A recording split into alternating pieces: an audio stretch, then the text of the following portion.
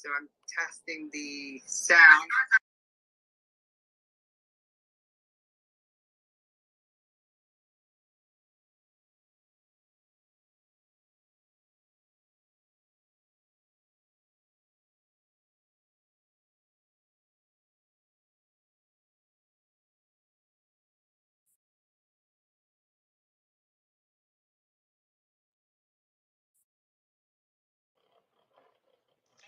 Hi there. Hi, how are you? I am great. I just we are live right now. We're on Facebook, Twitch, Facebook group, my personal page, the YouTube, and also Twitter Live. Well, thank you so much for having me on. Do I sound okay out there? You sound perfect. Wonderful. And actually, Brent is the person that discovered your project for us. Well, thank you, Brent. You're welcome, and happy to be sharing a space, helping out Tanya to bring you to her NFT for a cause space. I really appreciate it. Thank you so much. So if we can go ahead and retweet the space, get some more people in here. It is 6 p.m. We're starting early now because I'm part of a music NFT community that's trying to start. So I'm helping out. So we're starting at 6 instead of 7 p.m. That's our usual time.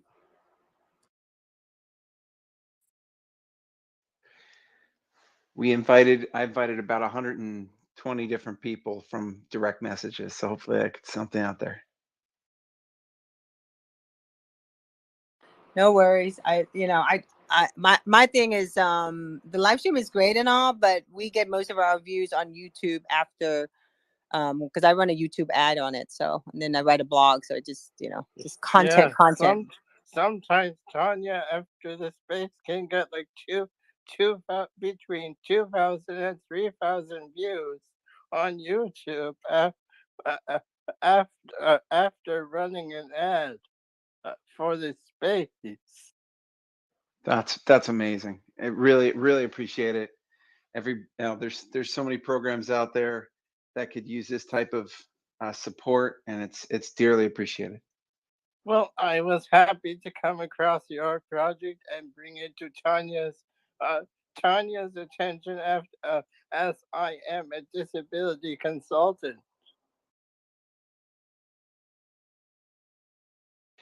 And what type of consulting do you do, Brent? Helping organizations around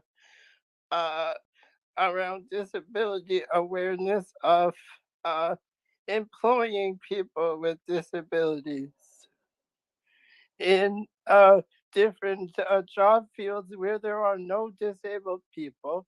And I recently entered the journalism world and got a press pass as a person with a disability. And that was something that was very unheard of when I entered the newsroom space.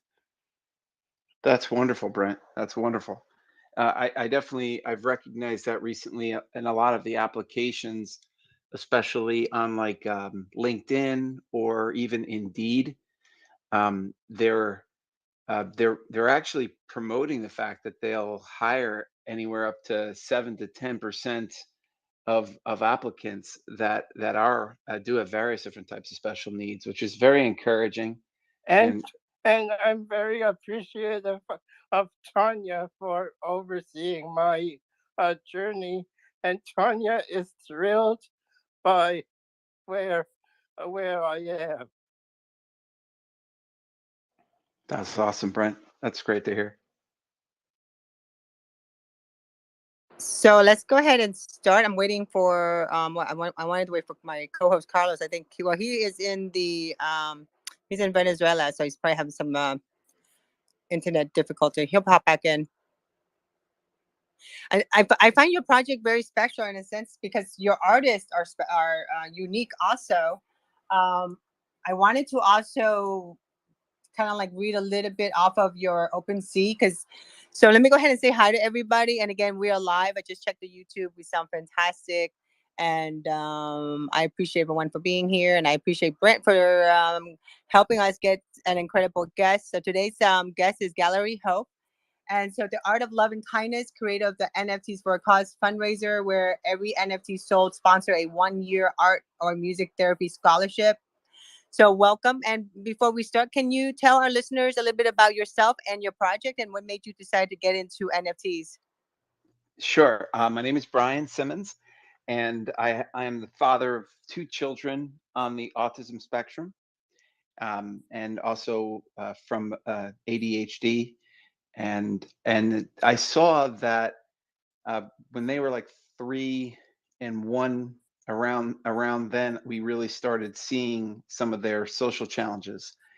And until they were probably about 5 and 3, we didn't really know what to do as parents of children with special needs. Specifically, my son, he was more severely challenged on the autism spectrum. He would spin in the center of our living room for hours. He would line up all of his toys. He wouldn't respond to his name.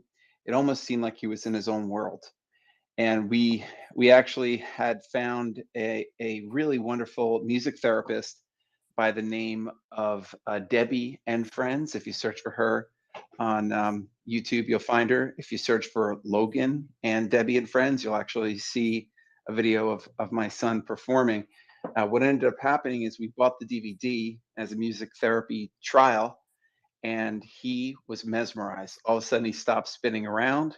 He was staring straight at the screen, and he memorized every song to every single word. And it just took us to, obviously it was a joy to see him enjoy something, to build up his confidence, and to actually end up a year later get up on stage with her live and show his skill. And we took that, and we also added in art and art therapy itself. We saw my daughter and my son both truly excel at, and they went from being very distracted, nervous, um, really severely socially challenged in some instances, to utilizing the skills they learned to meet new friends, to build true confidence in, and to actually start getting into different programs in a general school program. So they moved from, my son was in a special needs school for the first, I guess, 4 years of his educational life, and he had a tutor before that for early intervention. And all of a sudden, at 7 years old, 8 years old, he was entering a full public school program. And again, he took his art therapy, which was really his super strength in art, and he actually started a comic book club. And so rather than say, oh, you have to be a great artist, only great artists can join, he went ahead and invited all the special needs and all the kids who kind of were a little socially challenged, and invited them in, either taught them how to do something, encouraged them in what they were doing well already, and really just brought together a bunch of kids who were really ousted from the whatever the athletic or popular kid groups type of thing. And he built something called Comic Zone. Comic Zone became something that he had, 7 friends, and they all developed comic books for years. It was beautiful to see his, friendships, relationships, his actual ability really started stepping up. And what we started doing was just adding in additional classes wherever and whenever we could, to showcase his, to basically not just challenge him, but to encourage him, because he really wanted to be, I'd say, the next Stan Lee, at like 7 or 8 years old. It was a dream of his. So we ended up getting him into a lot of um, art therapy programs. My daughter went more towards the route of performing arts, dance, and as well as um, music and singing. So we saw such a benefit. I mean, literally by fifth grade, she was, my daughter was going to be the Jasmine in Disney Junior performance of Aladdin. And my son, by seventh grade, eighth grade, he was producing comic book every other week with his team. So it was beautiful to see that. We had a great success story. And when the whole pandemic time came down, they were withdrawn from school. They were taken out of school. The clubs were all shut down. The extracurricular activities were canceled. The plays and the performances were all canceled, and it was devastating for them. And we started at that point. We said, art. Both kids are really talented in art, and we had a bunch of other artists we had met through various different Bible studies and chaplain visits and relationships. And what we ended up doing was getting about 12 artists together, including my kids, and we started producing art that we could turn into scholarships that for art therapy, music therapy for other children. So it just became it kept them very busy with art projects while they were either being homeschooled or this at distance learning. And then they knew that their art itself was being used to help others just as it had helped them. And it just became a beautiful project that's been rolling forward for about a year and a half now. We really pushed forward at the beginning of this year. And we were on Twitter Spaces, January, February, March, and April, pushing forward really hard and got some really good traction, made some really great relationships, and we're able to sponsor 37 classes for a bunch of families that were really in need. We partnered with a school system in New Jersey, which is a homeschool program. There's 6 schools throughout the state of New Jersey, and not all special needs, but probably 25% of the school is special needs. And I love the inclusion because they were faith-based programs, and I saw the kids being so nice to our children. And they entered in like the middle of the year, the first time they started, and all the kids were encouraging them, and it was really nice to see them be so included into and this was a homeschool add-on program where the kids go about once or twice a week outside of being home, and they're able to do music, television production, digital art, and then they do some live singing performances and acting as well. So it was just a wonderful, wonderful curriculum. And what we wanted to do is partnered with them for I'd say our more expensive, and because those programs are probably like $600 to $800 for the year. So some of our higher priced professional artists that donated some artwork to us, we were able to utilize those for the in-person classes and partnerships. So it was just it became a beautiful program. Obviously, we can always market better and promote better, and find some amazing people out there that are looking to really make a difference in the lives of families in need. And that's who we are seeking out to support. We haven't always been financially on the on the mountaintop, and we know what it's like to be in the valley. And I'd say the most beautiful thing about GalleryHope.com is that we have 211 NFTs that can, anyone purchased, any single one purchased will at a minimum get about 9 to 10 months of classes, almost a full school year of classes for a family in need. And so that's been the focus, and that's what we're looking to continue that growth. Yeah, that's about it. I love your story. Oh my gosh, that gave me chills. I was trying to cut clips into it, but it didn't work. Twitter wasn't allowing me to cut the clips because when You know, when I was researching your project, I did not know the personal side of your story, because I guess I didn't go down your feed further, but it's so important to empower your children. But the fact that you discovered this and now you want to share what your children experience by giving back, that's fantastic. And Carlos, how are you? And Carlos has a story too, and I think he loves this story too. I know for a fact, actually. Carlos, how are you?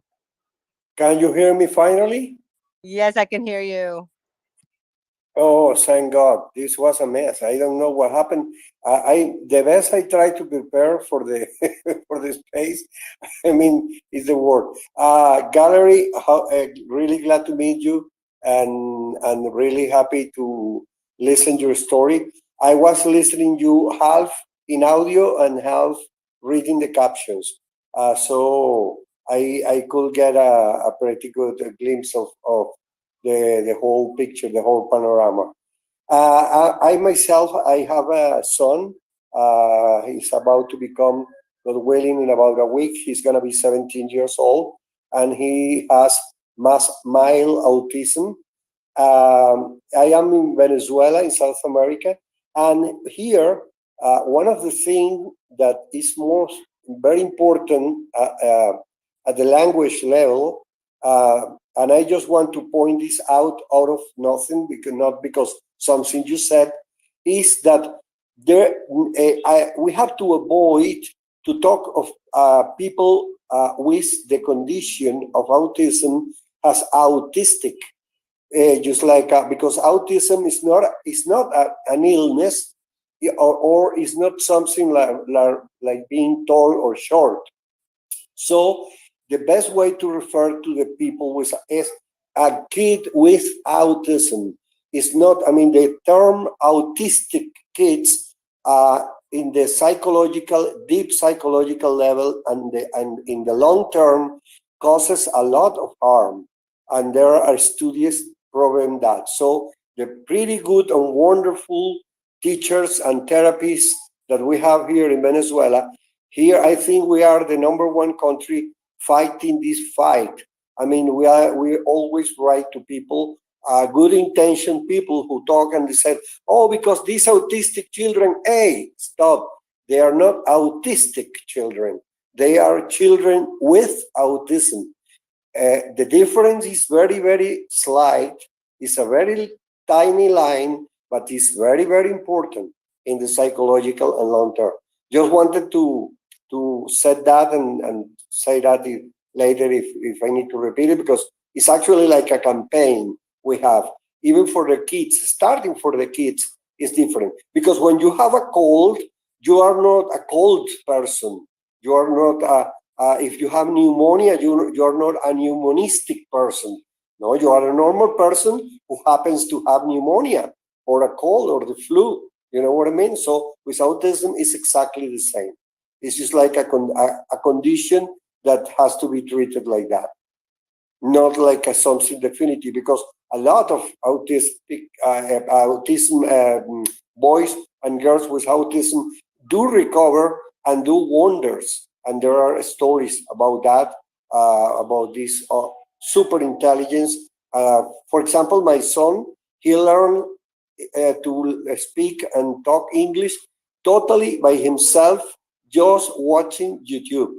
And he started speaking Spanish, his actual native language, when he was 5 years old. Until 5 years old, we never heard him speak.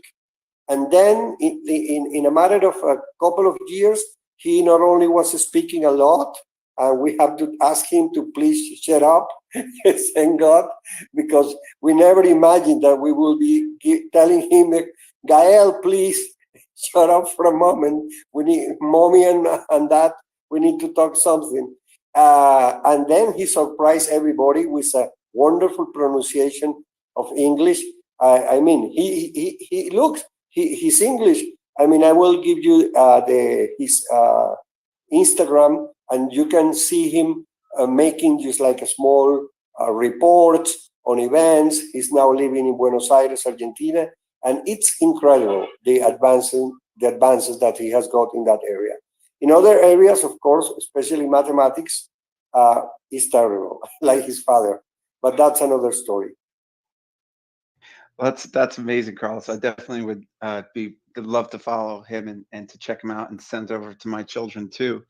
Logan was actually, we actually never told him even the word the word autism, when we said artists with autism, he came to me one day, and he watches the Twitter on a regular basis, and he said, Dad, can we change it to artists for autism?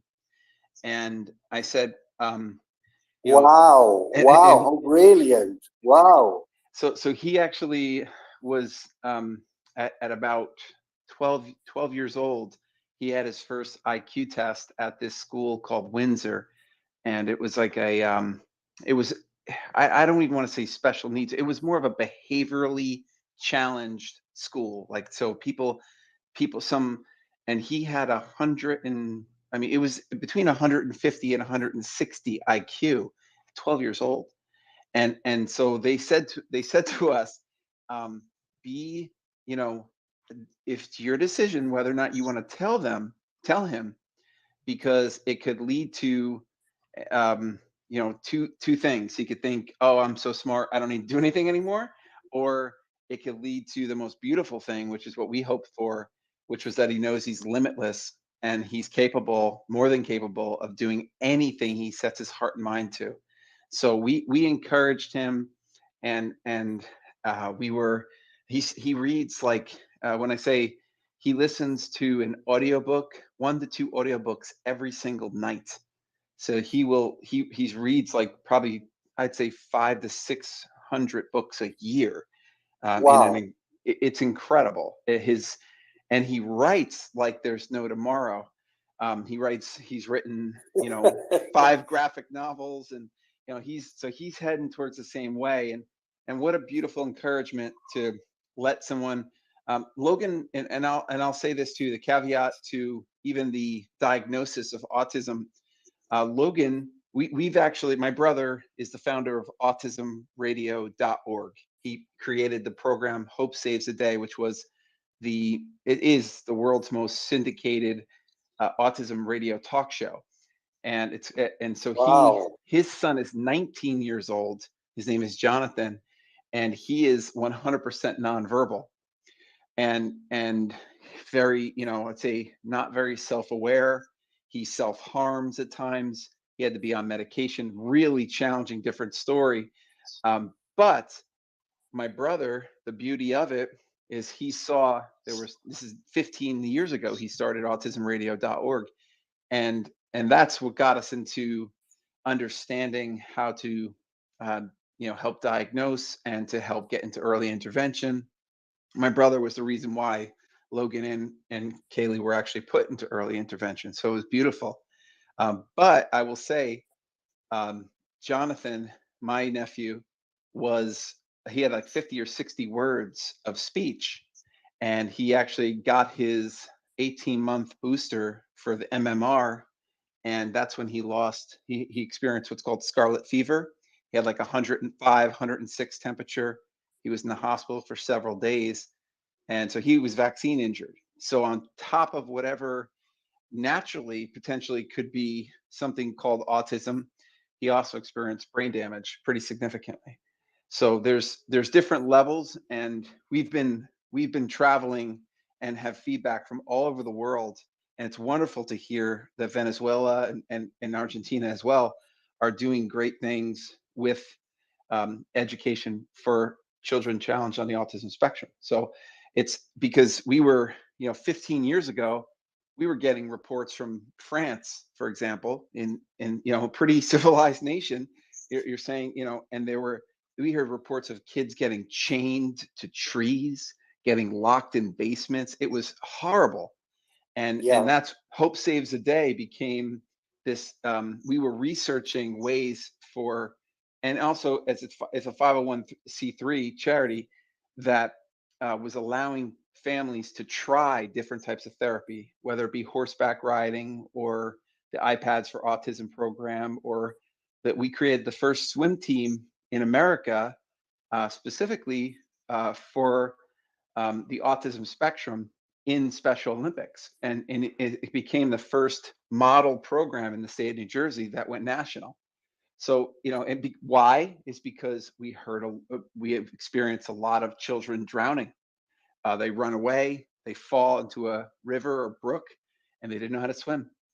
And so, any single time we could see something that could either help educate, help protect, and just really encourage, that's what Hope Saves the Day is meaning, because we really want people to not give up hope, to never give up on their child, to keep praying, to keep hoping, to keep, spending that time with them, and then hopefully seeing the improvement in the process, at least the understanding, like you said, Carlos, because the understanding, especially with, like, for example, we went on vacation to Delaware this last week, and we're on the beach. It's a public open space. It's not like a closed room. And Jonathan was screaming at certain. He was excited. He was excited. That's what he does. He started not screaming, but kind of making noises. And we noticed some people staring, and no one said anything. But my brother's been dealing, and his wife have been dealing with this their whole life.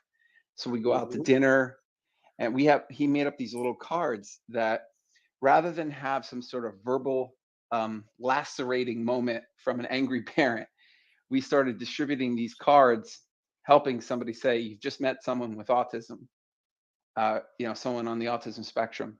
And rather than have, because when they were young, just like any young parent, you're seeing people stare at your child or make rude comments like, can't you control your kid? We heard these things our whole life. So it became awareness and acceptance. And now we're hoping also treatment, because there are some metal detox programs for people that have probiotics and things like this. We saw make a significant difference, especially in my kids. They're glutathione. They take glutathione, and we saw a huge difference in my son's sleeping patterns and his energy. He stopped suffering from depression. And so there's a lot of modalities out there, and we're going to keep researching, keep trying it, the various different treatments, and just keep getting the word out there for the whole world to be on the same page and be able to have the same access to that type of treatment and support. You're very inspirational, but I do believe in like all of the supplements that we can take to help us with living healthy. Absolutely, Brent. Absolutely. Our diets don't, the foods that a lot of people eat just don't have the nutritional level, especially for the brain.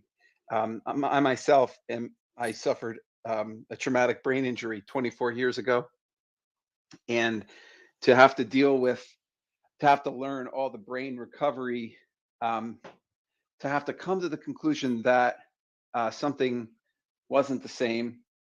My sleep started with sleep challenges, and then it went to memory challenges and stress challenges. I just didn't feel the same. But it's not like, I can say is, to the outside world, they probably didn't understand.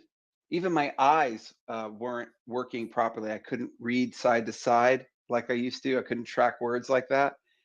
So just researching these types of things, our health, our brains need fuel. And we had to learn a lot. Hyperbaric chamber has been a big part of my personal recovery story, and increasing the oxygenation and under pressure. The Amen Clinic did a huge study about it to show the effectiveness of it. If you ever look it up, the NFL players had a really, if the movie Concussion, I think it's movie Concussion with Will Smith, talks about the story. There was a doctor from Africa, I believe, who started seeing the players who were experiencing severe depression, severe anger, even violence, and recognized that there was a massive concussion syndrome that was affecting them.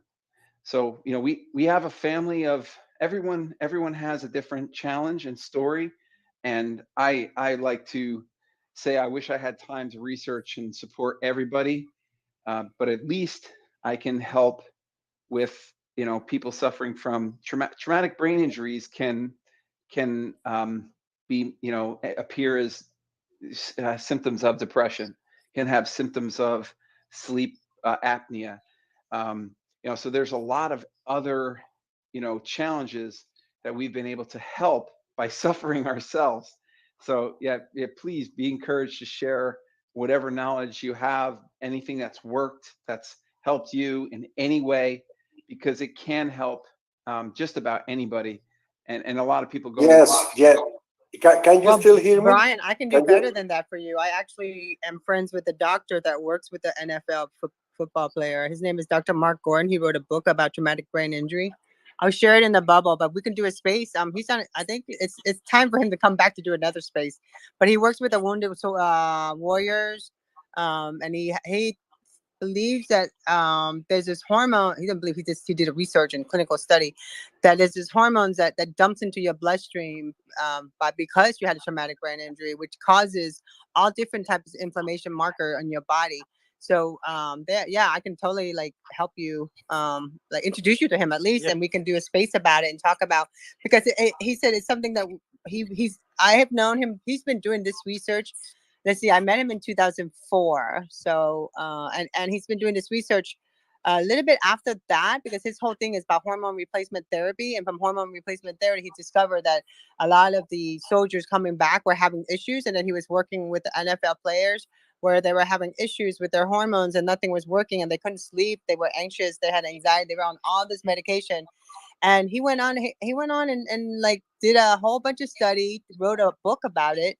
And I'm really proud of him for everything he's done, raising awareness about it. So I'd love for us to do a space together and raise that awareness about TBI, traumatic brain injury. I would love that, Tanya. That's amazing. That's amazing. I feel like Tanya has the index of who the hell the people doing stuff in healthy lifestyle. I feel that Tanya has the Rolodex of every single person. Tonya's second name is Googlina from Google. Tonya Googlina. Do you know that? That's her second name. Listen, I want you name Argentina, okay? And my son is actually there, and I want to share with you a wonderful experience that my son had just like 3 weeks ago, I guess. You know that they created in Broadway Shrek, the musical in Broadway, and in Argentina they did. I mean, this is. I mean, this will be the first time I can tell this story without crying, but not because of my son, but all the kids involved. They buy the license. I mean, in Argentina there is a huge artistical movement, Broadway-like in Buenos Aires, is very active. For example, Coldplay did have 10 dates in Buenos Aires. Can you believe that? 10 dates sold out, okay? Coldplay in Buenos Aires. So these people from the musical, Shrek the musical, they did what they call a distended function. It was a special function for special kids with special mental health needs. Listen to this. This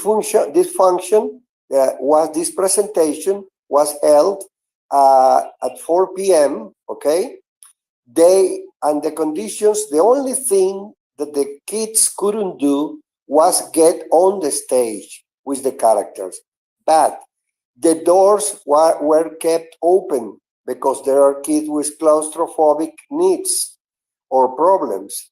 The lights were on all the time, so theater was never dark for kids feeling dark. They have kids with total brain paralysis in their little beds or special wheelchairs in the first row, close to the characters. They actually barely can only move the eyes and hear and listen and smile, barely smiling, because they are totally paralyzed. And there were every kind of kids in the spectrum. They were allowed to run in the aisles. They were allowed to scream. My son, I have been working for television all my life since being 17 years old here in Venezuela. I am now 61, and he has been watching a lot of my old tapes. And well, of course, he started very early to grab the microphones, and he wants to be like that. And he is, welcome to the show, welcome, so and so. And in this special presentation, when Shrek did appear on the stage, he stand up and he screamed, "Hey, everybody, Shrek is the star of this show. Please give a hand to Shrek, the star of the program, the star of the..." And can you believe that the frigging whole theater did obey him, and they were all clapping, following the scream of my kid, because he was like directing the thing. And I saw those tapes her mother sent me, and it was so incredible. I mean, it was such a moment, because he's a problem when they go to a normal function, a movie function. She has to keep him, hey, keep quiet, shut up, don't scream, because he gets too excited. Let me tell you, the sounds of the function were just like at 40% of the normal loudness. That started in Japan with a special function for kids with autism, and I know that Spain also has, and I think it's by law, they have special functions, because many of the kids suffering autism, they have a higher level, almost a dog-like level of listening capability. So what is normal noise for us could become even painful, very, very painful for them. I mean, the normal noise of a disco or even a family gathering with the family equipment to hide. So they had all this. I mean, I repeat you that the only thing they couldn't do was to get into the stage, because they were dancing, and it was such a challenging function for the actors, because they have to work and keep going on and say the proper lines and don't lose track of the music and the soundtrack, and and doing that in front of a bunch of people, little kids that were not, for example, maybe half of the room, says my son's mother, maybe almost half of the room were sitting properly and following, but the other half were totally free, happy, enjoying, screaming, chasing each other, saying hello, screaming Shrek every time the Shrek, screaming donkey every time the donkey appeared. I mean, it was just a magical, absolutely magical and human, I mean, so human function, and so something wonderful to do. And in Argentina, this is mandatory. I mean, you have to have these special functions for kids with special needs. So it's not a lie what you're saying, that in Argentina they are pretty advanced. That's what I wanted to share with you, because if you didn't know that, I'm pretty sure you are shocked with good emotions about this thing. It was a beautiful story, Carlos. It's when you see your own child have that confidence, that really I'd say at the beginning stages of even a diagnosis, being a parent, there's a fear that, is the world going to accept my child? Is my child going to develop the social skills that they need? Exactly. And so I definitely, it hit me emotionally very deeply as well. And I appreciate you sharing that. About the sound sensitivity, you're right on. There are, my daughter, for example, when she sings or she would perform, she would have to wear, she used to wear headphones and cover her hair with it. When she cut her hair shorter, she would have to wear ear plugs because she could not, she would shut down. And you know, we had a like a Bible school, a vacation Bible school. It was 5 days, and every single day during the live singing, where all the kids are having like the most fun, you know, 500 kids in a room, and she would come out into the special needs room with me in the soundproof room. And we finally got it out of her. She's like, it feels like people are stabbing me with a like like a screwdriver in the ear. It's so loud, Dad. I can't. So we ended up, you know, letting her wear headphones. But then, what do you think that did to a 7, 8, 9? You know, it was fine when she was 7, 8, 9, but sooner or later, she's like, I don't want to wear these big headphones. And so I really appreciate you sharing that, Carlos. That is very true, and it's a very subtle thing that doesn't affect everybody. And sometimes it's related to, I will say, you know, a lot of kids who experience vaccine injury experience inner ear infections, severe, on a regular basis. And that can lead to Mhm. a perforation of the eardrum, which again can also cause auditory challenges, ringing in the ears. So yeah, I appreciate that. I The wish. tinnitus is horrible. Tinnitus is written in Spanish. Yeah, I think that's the Latin name. Tinnitus. Tinnitus. Tinnitus. That's the condition. Just like when you hear a continuous, it's like a beep, a continuous beep in your hearing. But I super appreciate you sharing that, and I think it's amazing that they're doing those types of performances. You know, it's just so, to allow, you're right, because like Broadway, they're like, if somebody stands up in the aisle, they'll kick them out. You can't get into the theater if you're out of Yeah, your seat, exactly. right? You know, Yeah. so that's beautiful. I'm very proud of Argentina, and for that, you sharing that story. I appreciate it dearly. Brian, isn't there any like No, and I any think hearing aids? Sorry, Carlos. Mhm. I'm kind of curious. So kind of touch on that when it comes to audio. I know we have hearing aids for the elder to hear better, right? Like so they can hear louder because they lose their hearing. But is there any hearing aids where they can like lower the sound for someone? I Really, wonder. they were putting in, you know, just like you'd put in if you went into a plane or if you went into a rock concert and you were going to be by the speaker, like the security wears them. They're like these foam, and it's very important because what you said is very important, Tanya, because kids' ears are very different sizes. So there's an expandable.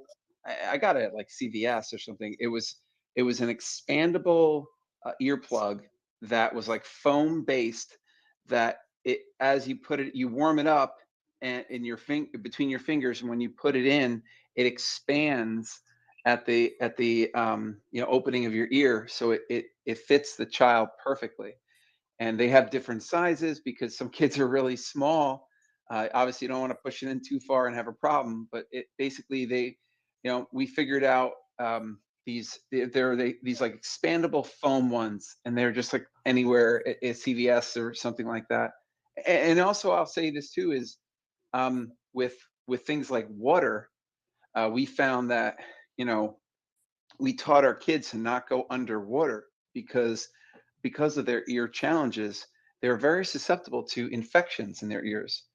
And so, you know, we would, you know, things like making sure that they would put in earplugs before they went in the water, or making sure they use a certain drop if they happen to get water in their ear, because in certain conditions it gets behind the actual wax of the ear, and really it gets a terrible infection and can lead to permanent actual nerve damage, which is terrible, because then it literally, once the nerve breaks or there's a major infection, if it continues or persists, it actually could lead to permanent hearing loss, and that would require an actual hearing aid permanently. So yeah, it's definitely something very serious to look at and to utilize however a child needs it. And I get it that they don't want to wear the big headphones. It took me a long time because we bought her these expensive, they weren't like Bose or something like that, but it was like a sound canceling headphones. And she's like, do you realize that everybody knows that I'm different? And what's wrong with you, type of thing. Why are you wearing headphones? Are you listening to something else? And she just wanted to listen at 20% of the sound, And so yeah, those are very important. Definitely research those. They're simple phone ones. They're not even that expensive. And we would go to church, and she couldn't have the live band. Was overwhelming for her. So every year, I use those, and I use those phones here because in the country I live, we are the Caribbean, we are Latin, we are very noisy people. And for example, last Friday night, 3 cars parked in front of this building at 10 p.m. with music at full volume, like 15 drums on the sidewalk, and there is no police. We don't have 911. We cannot take them away. Nobody does nothing. And they were playing music till 6 a.m. Saturday. So I do use that when these kind of people do this. And it's exactly what you say. I have the box precisely here, besides this my bed, because my sister brought them from me. The problem I had with my son, a very big expo of dinosaurs came to Caracas, and they were very, very noisy. And I was asking because I knew the producer of the show from many years of doing business and humor in theaters and stuff, and I explained the situation to him. And I did manage to have a special function with the dinosaurs with low volume, because my son, he didn't like the big headphones either, but I cannot get him to get the form. He gets scared, I mean, I don't know, you're very lucky that your daughter can accept that into her ear, because my son is absolutely impossible. And that brings me, before we end, to asking you a question. Have you heard about something called sensory processing syndrome? Do you know that? The sensory processing syndrome? Because the teacher, the therapist working with Gael here in Caracas before he left to Argentina, there is now a new research regarding precisely the way the kids process the 5 senses information from the skin, the eyes, the nose, etc. Sometimes they are not actually they don't have actually autism. They have a new condition. Very recently, I think it's only 2 or 3 years old, that somewhere, I don't know which country started these very, very promising investigations and research, because it is related to the way the kids process the sensory information. So it's just like when you are equalizing music, if you have to high the treble and to low the bass, and it's exactly the same in this case in the sound. That happens with the vision. That happens with the skin.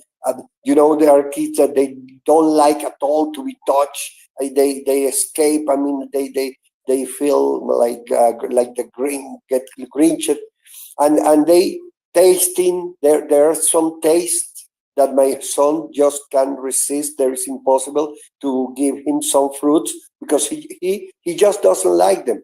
So now where he left Caracas, he was exactly into a program, a special program, where they were giving him and giving us special exercises of touching, listening, looking, special textures. It is just like a test to measure how percentage of the trouble your kid has is actually autistic and how much is actually a sensory pattern problem.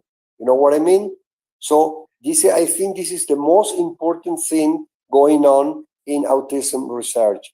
In Spanish, it's called trastorno de procesamiento sensorial, sensory processing syndrome.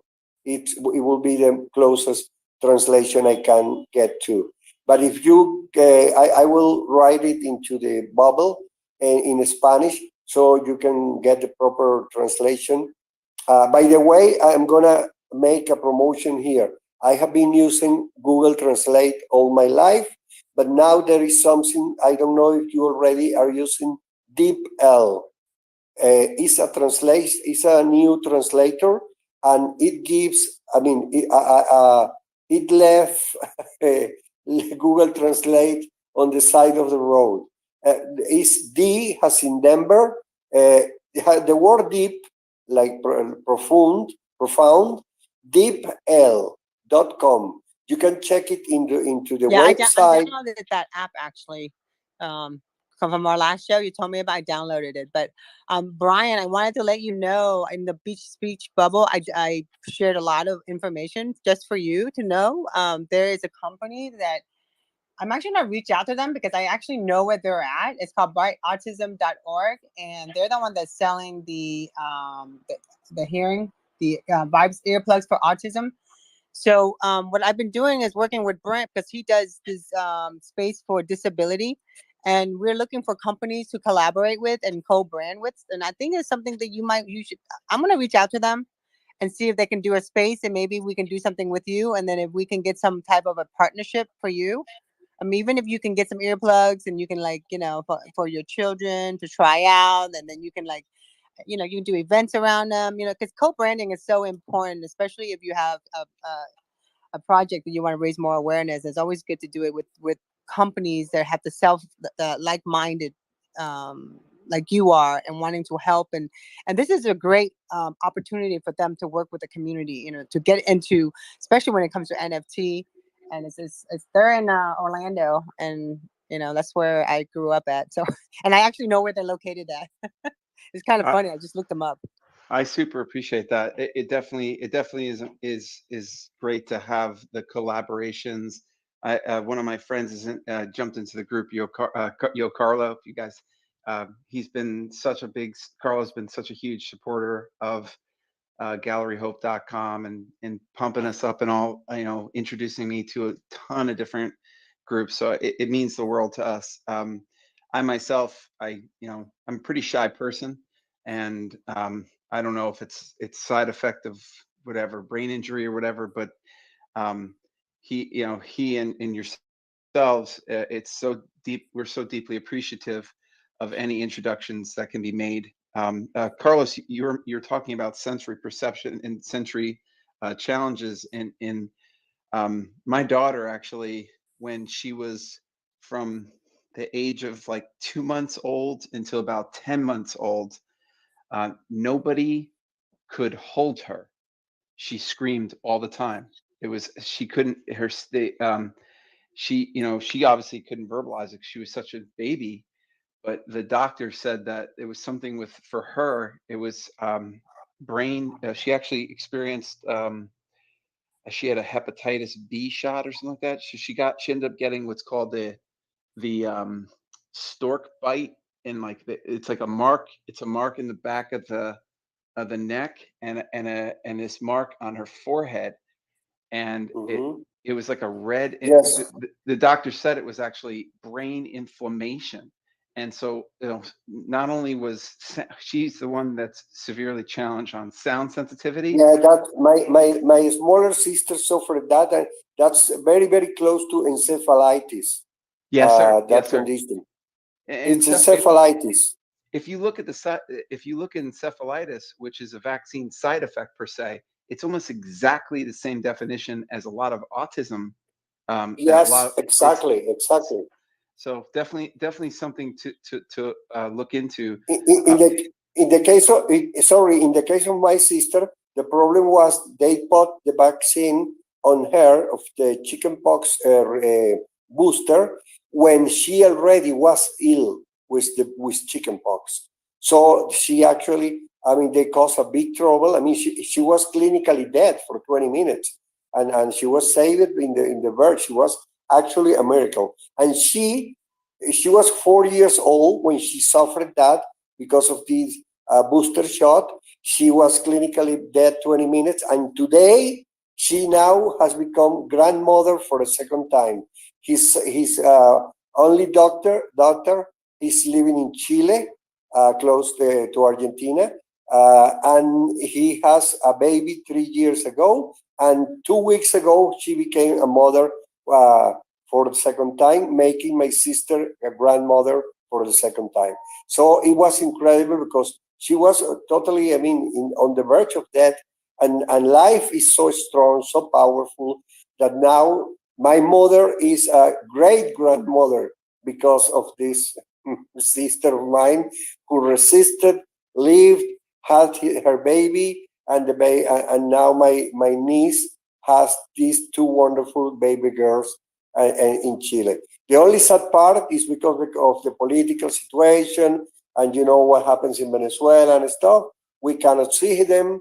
My mom is 91 years old. I'm 61, and it's really pretty difficult that she sometimes could be able of holding her and holding them, and that's a very sad part. We use phone calls, video calls, and stuff, but you know there is something, and I would like to do a space about that. It's better, and I will give you this recommendation. It's better the audio communication only. For example, my son is in Argentina. I don't do video calls with him because there are some studies, and I will find you the information about that. It's not good for the brain to see the other person, and the need of the hug, the need of the touching, the need of being closer cannot be solved because of the distance. I'm in Caracas, he's in Argentina. And there is a strong investigation about some kind of side effects and collateral damage that the video calls cause. So it's better with people you have far away in another country. Try to use the audio communication, is less damaging. I am gathering all the information about this because many people will scream and will say I'm crazy, or these investigators are crazy. But you know, have you read Joe Dispenza?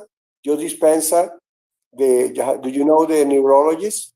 I have not, but I can concur because when I get on video calls, even for interviews, I get interviewed for jobs, and I'm not okay with the Zoom. I can't mentally. I guess maybe it's an anxiety thing. Anxiety. It might be even anxiety for me, but the seeing somebody and seeing myself in the video, I get very overly self-conscious, and my son actually came on a Twitter space, and I put the headphones on. I'm wearing the same headphones that he was wearing, and when he got them on, he was talking for 40 minutes, and I'd never seen him do that. There was no anxiety. He was just his voice. It was just him hearing other people, and he likes looking like I'm doing it right now. I'm looking at this in on the Twitter space side, and I get to see the still images, which is for me a good representation of who I'm talking to. It doesn't make me sometimes somebody could even hear something and they'll turn away and look away, and it can totally make the person who has sensory or is on the autism spectrum or whatever, dealing with any sort of special need, could become completely self-conscious. Oh, I'm what I'm saying is not interesting, the person's looking away, and all of a sudden they'll totally lose their train of thought. So I agree with you. There's definitely something there, and I would definitely like to read that study. There is something weird. There is something weird and something not good about these video calls. I'm talking especially about relatives forced to be separated because of political reasons, economical reasons, ideological reasons. Because a lot of Venezuelans are all scattered all over the planet against their will, just because the kind of situation we are living here. There is no future. There is that.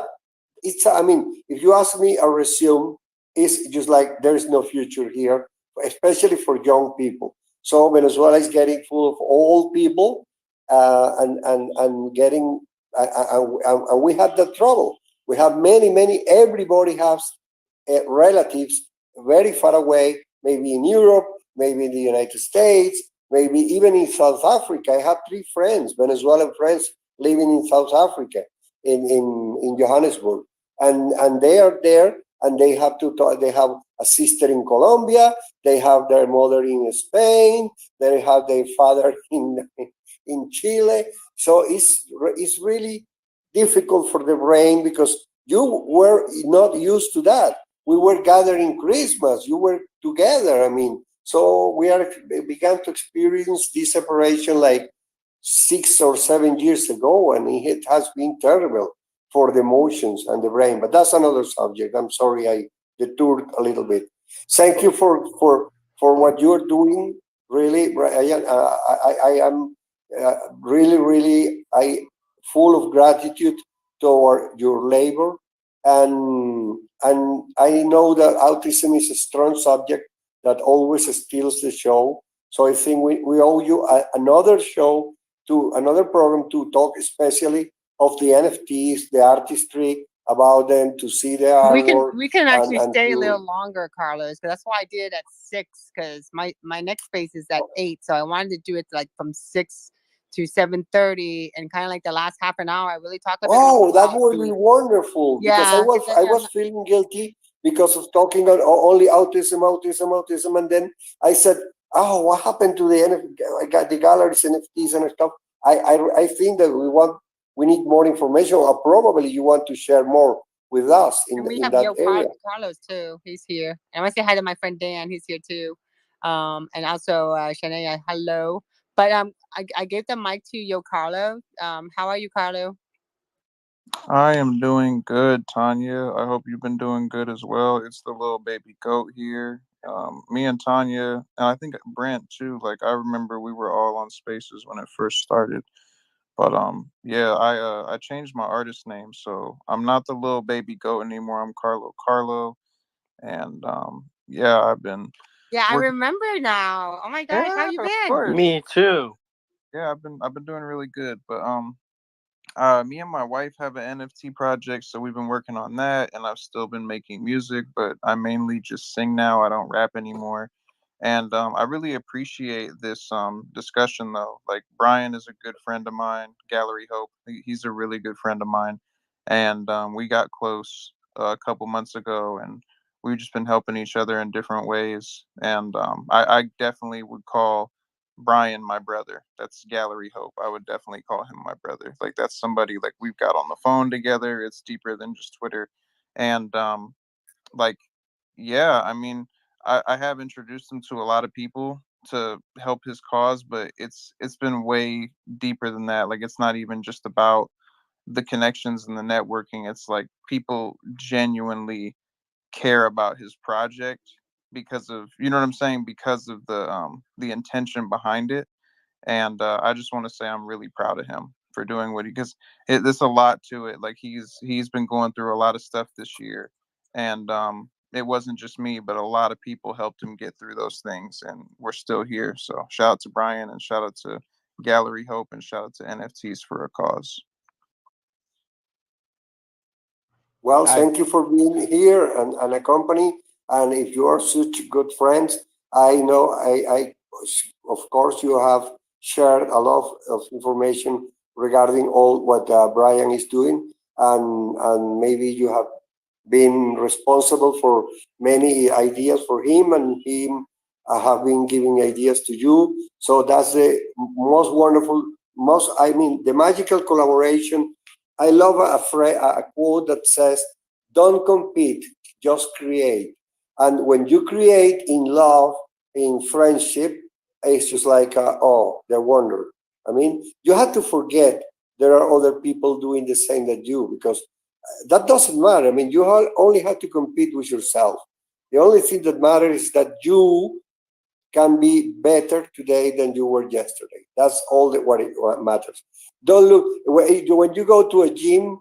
What the hell do you have to be looking at the guy doing 300 push-ups? I mean, if you are going in 30, it's okay, because 1 month ago you were not doing no one. So you are a champion. You're doing 30 push-ups in 1 month, and 1 month ago you were in zero. So don't forget about the 300 push-ups guy. That's his path. That's his growing. I mean, everybody has to concentrate in his mission. So, and working together with that sense of friendship is one of the best and the biggest energies in the universe. I agree completely, Carlos. Carlo has been just such a, I really can say he got me connected with so many groups that ended up donating dozens of NFTs, several which that sold, several which that were able to buy a full year of classes, mostly the online classes, because everything's a different price. There's NFTs in our collection for $5 to $20, but it still can pay for a child anywhere in the world to actually have like an art therapy or a music therapy class. So there's been so many reach outs and so many potential collaborations and future collaborations. We're so dearly appreciative from, and Carlo has been, I said, probably our biggest our champion of promotions out there, and he's also super talented musician and has a really cool NFT collection himself. And BWX, right? BWX World, I think it's called BWX World. If you guys check it out, it's really cool. And I said, of one person probably connected me. He and his wife connected me probably with 5 to 10 other major collections that donated us thousands of dollars worth of NFTs. So we all know this. We're all young and early in this space, and I know it's going to be big in the future. And we have a huge inventory. You asked me about the collection and GalleryHope.com itself, and we have like seven full galleries, bunch of different artists, photographers. Currently, I think, let me see, we've collected, so we created 163 that we actually in-house did, and then we were able to acquire like another 60. So it's been a blessing. Some of Carlos's artwork's actually if you go to galleryhope.com, it takes you right to the featured gallery. But if you click on collected or created, and you'll see even Carlo's work. We've been able to bring together. There's like 3 photographers who've donated works to us. A bunch of really the youth artists are beautiful too. There's like 3 teen artists, and then there's 4 children under 12 and under who are creating artwork on a monthly basis that we put up, and we're able to help kids all over the world. And there's a lot of families that are reaching out to us. Our inbox is full all the time. So we have much more demand than we do actually have NFTs. Now, we also need more collectors. So the collectors, yes, the piece of art is, usually one of a kind, we have a famous artist. His name's Joseph Miliato. He is 83 years old. And I met him in a Bible study. I didn't know who he was. I didn't know what he did for a living. We just became friends through hanging out once a week for 5 years. And he slowly told me, hey, you know, I used to work on Madison Avenue, and oh, I did all these original pieces. And I used to teach everybody in the advertising world about how to airbrush. So he's from the 60s, 70s, and 80s, before digital art existed.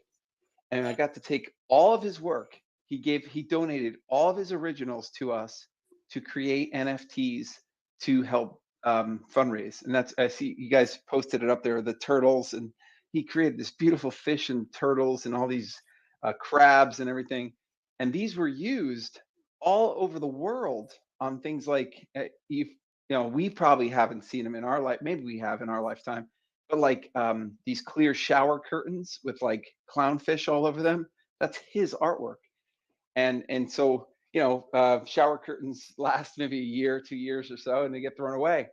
But the artwork, he actually owned and created it all himself. So for him to donate us, we ended up getting, he's known as the godfather of airbrushing and one of the graphic design like kings of Madison Avenue. So just like that type of level artists, we're reaching out, we're getting artwork donated to us. And then plus we have the kids, and the kids are, you know, I don't think I say you can always know that it's a kid's work, but sometimes you can. And just to know that a child is creating something, not to be rich, not to go be famous, to literally help another child get the education that they benefited from. I think it's amazing. And I love being a part of GalleryHope.com. And I super appreciate all the brothers and sisters out there who've been so supportive and kind. It means the world to us. If you could ever understand, my son, the first piece he ever sold, he was like floating on a cloud for a week. He went ahead and created 3 other pieces, and it just, you know, if you ever, you know, think about it, we think back to the stories of certain famous artists out there that before they died, they never sold one piece, or maybe they sold one piece, and to think that a child could sell something that not only shows them that their artwork is you know, valuable, but it also gives them hope in that it can help somebody else. And there's such a great, I love being a part of this project. I hope that we get a lot more collectors on board that understand the future value of the artwork will be there too. Today, the immediate utility is for us to be able to take the funds generated from every NFT sold at GalleryHope.com and immediately get either an in-person, if it's one of those, if it's a higher level one, or if it's one of the $20 to $100 ones, we have full scholarships for a year, either in music therapy or art therapy.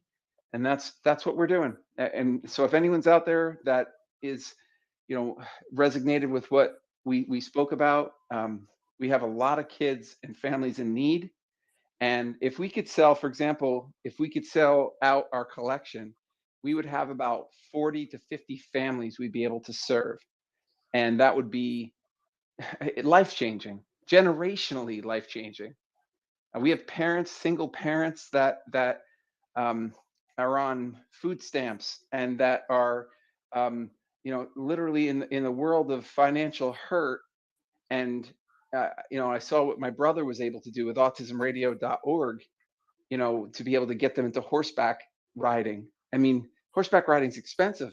You know, $400 for 3 lessons or something. And if they had to book it themselves, they wouldn't be able to afford it. Or if they did, they'd be so nervous that their child wouldn't be interested and they would waste the money. So this is a blessing. The art therapy and music therapy works. We've been witness to it. We've seen countless other families benefit from it. And we're just proud to be a part of that community, to support those on the autism spectrum and the families, to give them a little more hope and a little more love than. Brian, let me tell you something. Can you hear me, Brian? Yes, sir. Listen, one of the biggest booms of the editorial industry last year was a surprise, a total surprise. You know that there is a boom of people buying adult. Now there is a boom of adult coloring books for adult people. Just like because you have mantras, you have first they were the coloring mantras with crayolas and stuff, but now they are going back to when you were in a kindergarten, and they are discovering, the neurologists, that the therapeutic wonders of coloring, of practicing art, is just magical for the brain. It develops even new neurons. I mean, there is a whole world of neuroplasticity changing the way we're used to see the brain. And so I think that this almost full year scholarships that you're giving away for each sold NFT is just a blessing, a huge blessing, because if it is doing wonders in people, like can do wonders in old dogs like me, 61 years old, and I have a friend who is 65, and he told me, "Hey, I stopped, I gave up smoking, and I am healthier, and I started to run." And the first thing was that his little granddaughter, she convinced him to start doing this coloring book thing. And hey, I'm too old. Come on, get away. And she was insisting and insisting and insisting. And he said that he felt such a peace of mind when he say, hey, my goodness, what a connection. And he changed a lot of habits he had been fighting with for years. They vanished practically. And now he's addicted to these coloring books. And her grandniece and her granddaughter is totally happy because his grandfather is doing this. He's like 6 years older than me. He may be 67. So if that can do that to a brain of 76 years old, imagine brand new brains, and little brains, and with this energy, with little kids, which are just starting to learn all the wonders of this universe. I agree completely, brother. Thank you. It's so encouraging to hear that. And I think, the staying active in the mind as we get older, there's so much evidence showing to prevent Alzheimer's and to slow down any sort of dementia or even depression. It's a beautiful thing. And some people get addicted to devices. And I think that there might be a really good opportunity for people to disconnect from these devices and to start doing things like crossword puzzles and coloring books, as you mentioned. It's beautiful. So I appreciate that dearly. Let me tell you something. One of the worst, Tonya has heard me saying this in our space several times. One of the most damaging things is scrolling. Scrolling is becoming one of the worst drugs in the planet in this moment. We are with our thumbs scrolling, getting dopamine, and here in Instagram, here, whatever. And you know what? What's one of the best benefits of the main benefits of Twitter Spaces and Clubhouse and similar ones is you stop scrolling. You park your mental car here. You stay for 1 hour touching one subject in the company of a group of 8 or 10 or 15 people, and you may stop to scrolling. Just stop scrolling is so is so healing for your brain that you cannot imagine, because the actual non-stop scrolling. Carlos. You know what I did? I deleted Twitter off my phone before I went on. I just deleted it all day so I can do work, so I can stop scrolling, because it's so important. But it's about we got 12 minutes left. I want to go ahead and give Dan the mic because he had raised his hand. I want to say hi to him, and and I want to say hi to my friend Legion too. He's here. Hi, Dan. Welcome, Legion. Dan, the mic is yours. I didn't have my hand up, but hello. Hi. Gallery. Very interesting. What's it called? NFT. That's awesome. And also supply demand. That's very good. I'm so sorry. I do not see what kind of NFTs that you offer. We have both Polygon and Ethereum based, and they're almost all on OpenSea, even, and you can access the entire collection at GalleryHope.com. We have, I think, I want to, I don't want to say the wrong thing. Let me see the collections. We have 4, 8, 12, 16, 19 galleries inside 19 collections inside the gallery, ranging from, let's see, we have a Shiba Inu collection. We had a great partnership that Carlo hooked me up with, which was Dragon Clan. They created 5 custom Dragon Clan NFTs for us. We have a group that all the female youth artists that donated works to us. We have an original gallery from the Meditate With Me book series. We obviously have my son's collection, which is the digital art by Comic Zone. We have an entire cryptocurrency, a bunch of original artwork from various different cryptos, some action sports photographers. We have a music and audiobook section. So it ranges. It's all over the, and then I would say my most popular, I would say probably Comic Zone. The digital art by Comic Zone has had probably the most. I'll post that up in Twitter as well. Probably has had the most action for sales, and I think it shows like the hearts of the children that I love dearly. That in television terms, it will be the highest ratings if you're talking in television lingo. I have been 40 years on TV, so that's what you're referring to. Wow, hey, Carlos, the spectrum is. Yeah, go ahead. I wanted to ask you: have you ever created a educational program that, or could you, if you have not, to create something?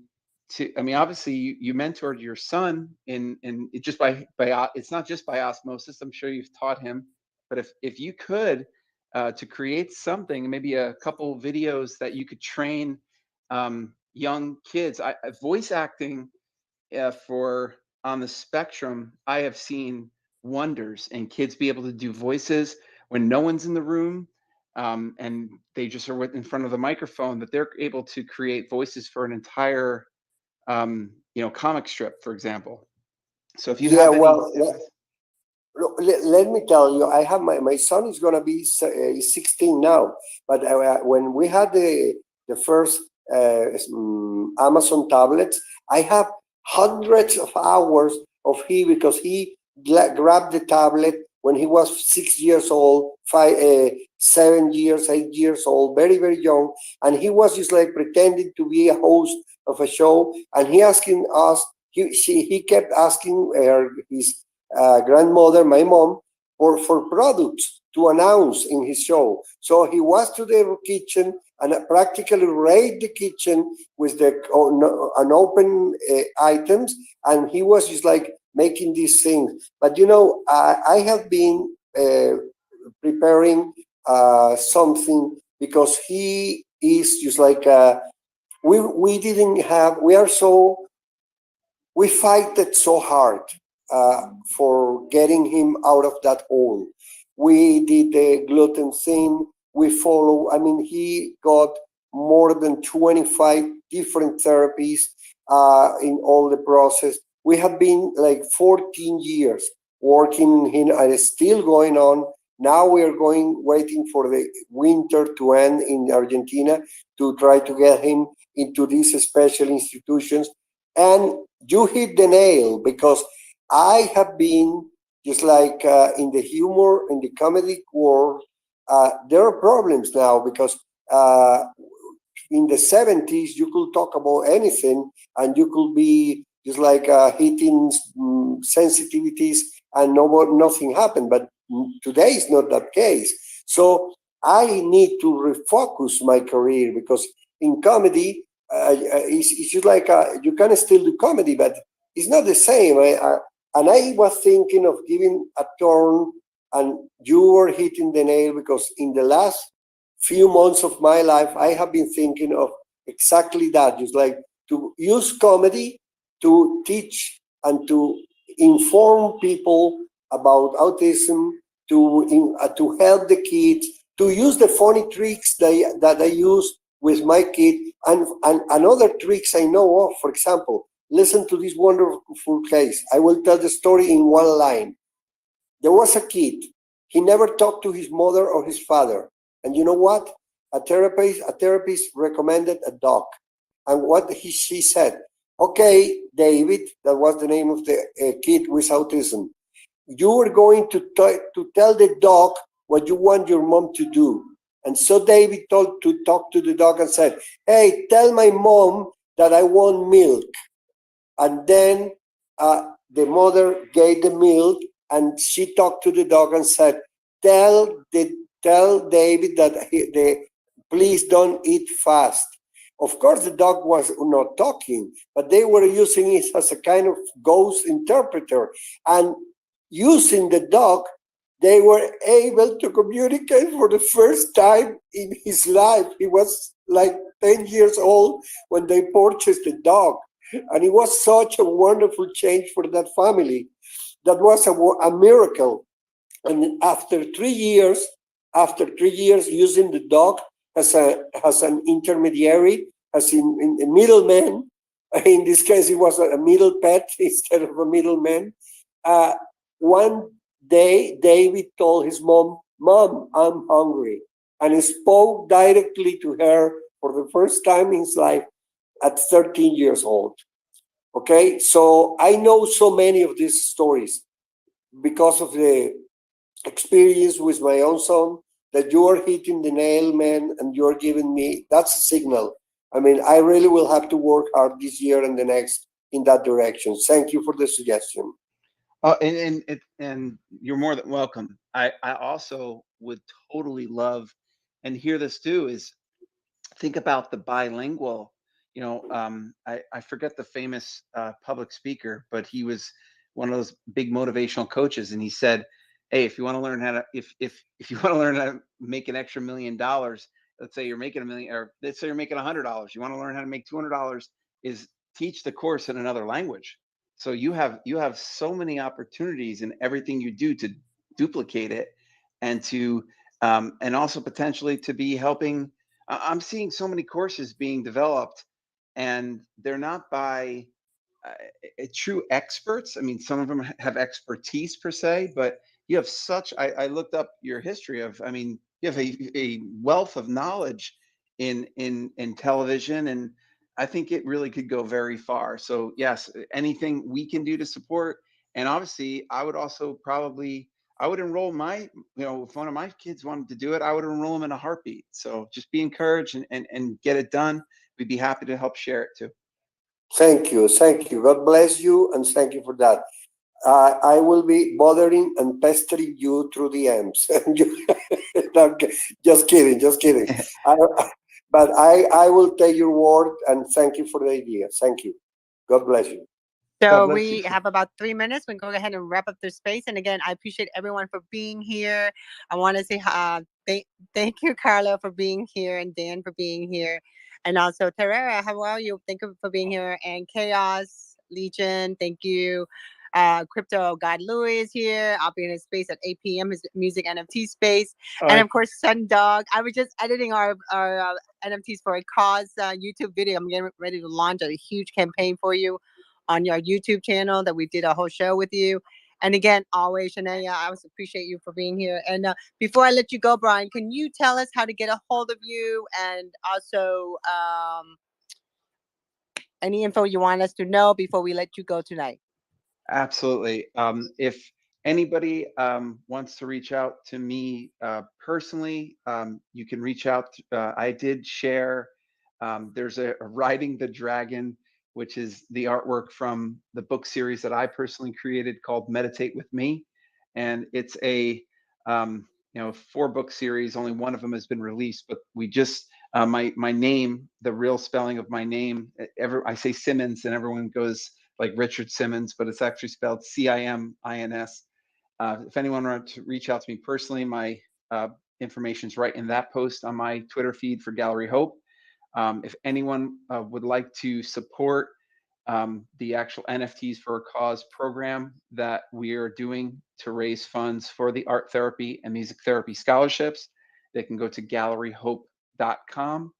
And I am an open book. I love sharing anything I've done in life. I love, somebody said it, I think it was Carlos said it before. We're not in competition. We're all here to, and Carlos said it the other day as well, we can all lift each other up. And I've been on the tops of mountains and in the deepest, darkest valleys. And I love helping people wherever they are.